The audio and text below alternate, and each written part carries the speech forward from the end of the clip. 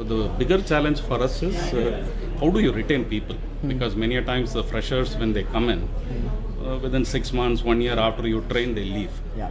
So that has been a big challenge, which we are still trying to address. We are thinking of looking at some kind of a retainership, at least 3 years. Won't work. Huh? Won't work.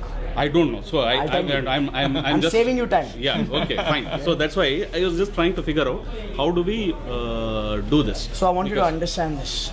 The world of business has seen 3 generations: the Industrial Revolution, the Information Revolution, and now we are in this revolution called the Social Revolution. Industrial Revolution, people took a job for survival. They wanted basic necessity of roti, kapda, makan.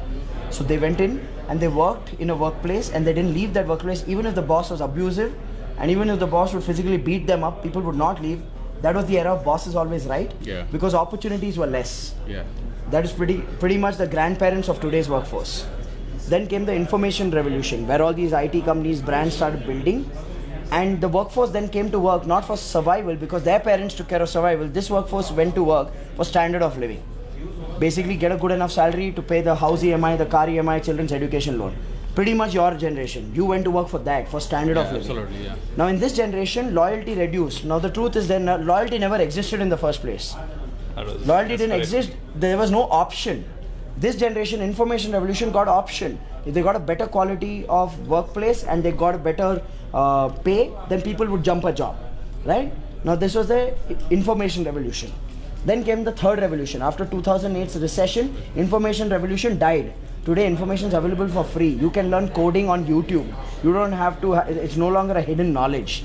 So you need to understand, now we live in a digital revolution or a social revolution where everything is social, which means today's workforce, they don't care about survival. Their grandparents took care of that. They don't care about standard of living. Their parents took care of that. Even the labor does not care about standard of living anymore, because even labor has Dish TV and Tata Sky in their house. So if you'll say, I'll cut your pay, or if you'll say, I'll bind you with a contract, they will say, thank you so much, I'm finding another job.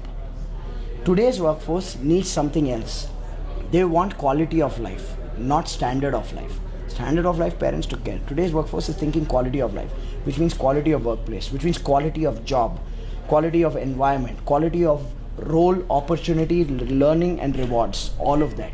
Unless you don't have a mechanism for that, you will always grapple with this retention challenge.